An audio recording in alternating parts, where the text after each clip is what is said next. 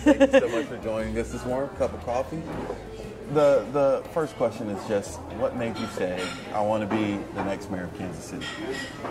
You know, Stephen, it was really a kind of a process for me. I've spent the last 16 years as director of pro bono legal services for my law firm, representing folks all over the city, primarily kids and families in the foster care system and kids in the juvenile justice system. And that led me to run for state senate 13 years ago and spent 8 years in Jefferson City really working on issues that impact the communities that I was representing as a lawyer. And when I was done with that, I wanted to come back to Kansas City and make sure that all of those policies we were working on the state level were being implemented here in Kansas City.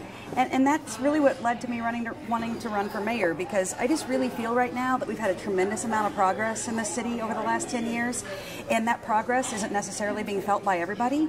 So I want to make sure that we have a strong leader who keeps the city moving forward, but also someone who makes sure that we translate that success into something that every single neighborhood feels.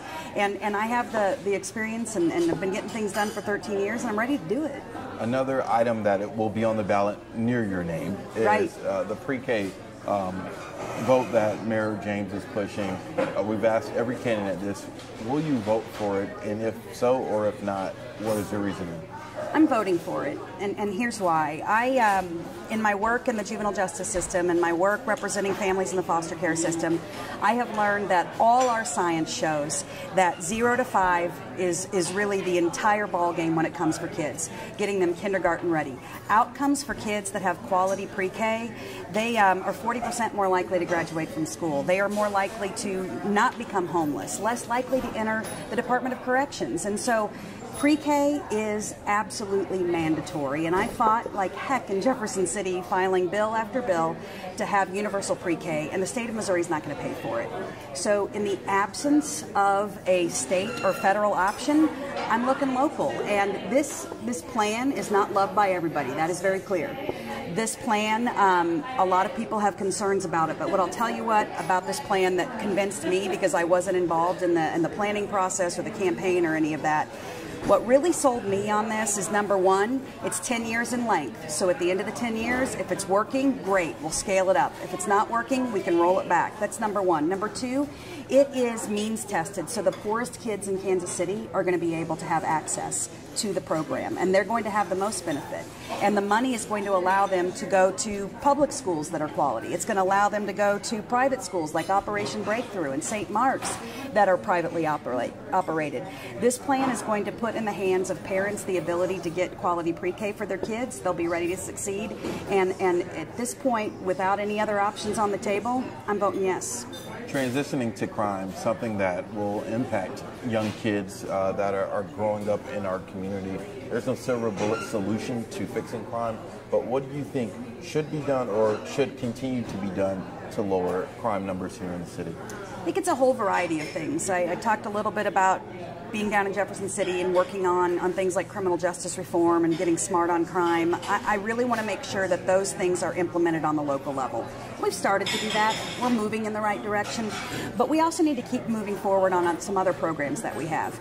We now have a public-private partnership that has put social workers in all of the patrol divisions. That's incredibly important because we are looking at not just the crime itself, but we're looking at preventing crime by going to the underlying issues that are resulting in crime in the first place. Bringing back the community interaction officers for our neighborhoods was one of the most valuable things Chief Smith could have done. It's really helped create more trust and a relationship between the PD and the neighborhoods, and so I absolutely am in favor of supporting that. But moving forward, we have to get even more creative, and that's why I'm excited about some of the things that we're doing right now. We finally have a violent crimes coordinator at City Hall, which is important and needs to continue. We have funded the Health Department's Youth and Family Violence Prevention Plan.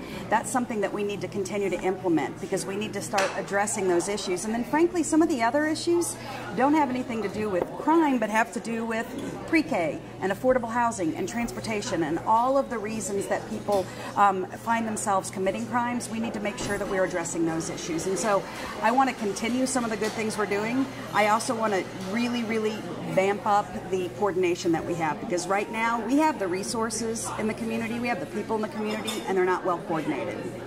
I think it's safe to say you're the only person on the ballot that probably almost, or at least 90% uses public transportation here in the city. Talking about infrastructure, you know, a lot of people hit city council and, you know, take to Twitter, especially this winter with potholes and things like that. What will be some priorities when it comes to roads and bridges and transportation? I know transportation is dear to your heart here in the city. What would you hope to do as mayor in Kansas City when it comes to those items?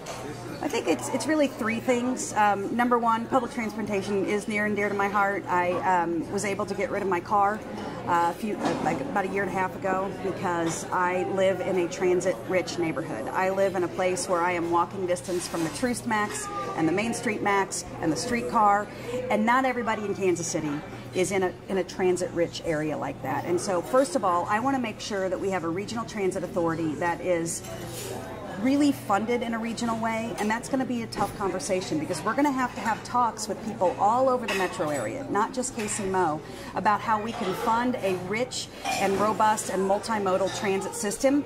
My dream would be that every single person in Kansas City is a 15-minute wait from frequent transportation. We're not anywhere near that yet.